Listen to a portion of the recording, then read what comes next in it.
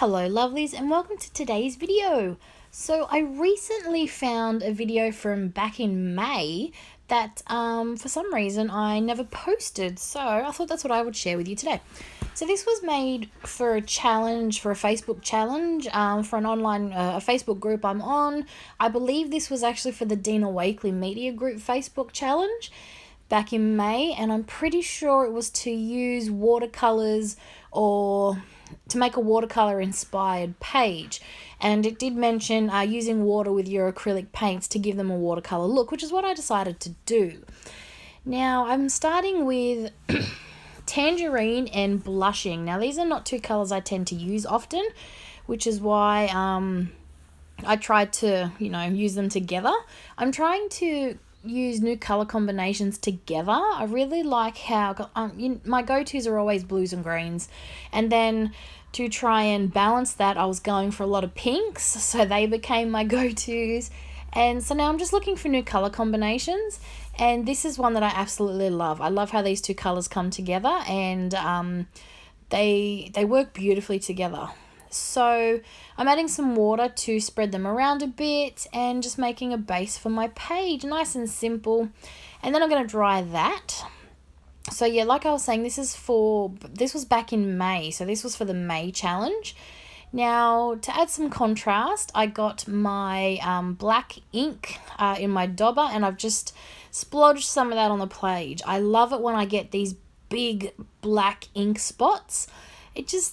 You know those old fountain pens? Okay, not old because they're very popular now, but the fountain pens, and I don't know, it just reminds me, these big ink splods just remind me of fountain pens for some reason. So when I use them, it just reminds me of really flowy, handwritten with a fountain pen.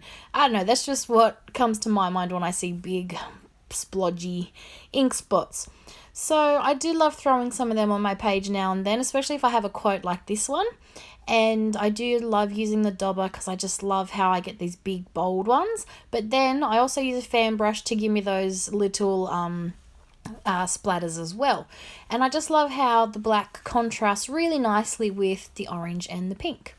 So this is the stamp set I used, and I've used the quote, and I was wondering if I should use the face as well. Now I haven't used it yet, and I really did want to, and I was thinking of using it on the left hand side of the page, but then it didn't feel balanced. It would have been two big focal images right in the middle, and if this is a double page spread, it wouldn't have balanced that way. So in the end, I decided to use half of it over in the corner here, but I'm using it with my scribble sticks. Now I absolutely love scribble sticks. They are one of my most favorite tools to use, and one of my favorite ways to use these is to wet the end and color in my stamp and use it that way. So what it does is it gives your stamp a really watercolor feel. It's obviously not an ink, it's more flowy. The more water you add, the more watercolory, that's not even a word, but the more flowy your image is gonna look.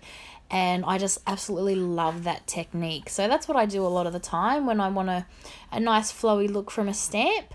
I'll use my scribble sticks. So at the time, I was thinking of leaving this page as it was, because as I said, I didn't want the left to be too heavy because I wanted it to sort of balance out. But then I found this really cool butterfly stamp set that I love too.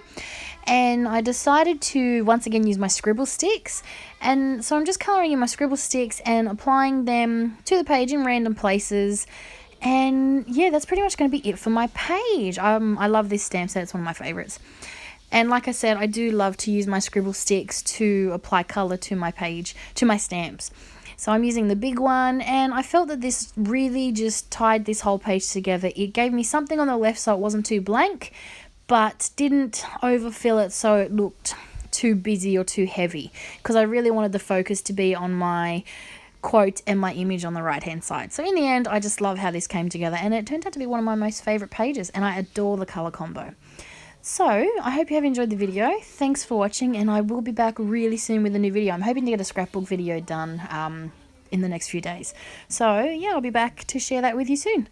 Thanks for watching. Bye for now.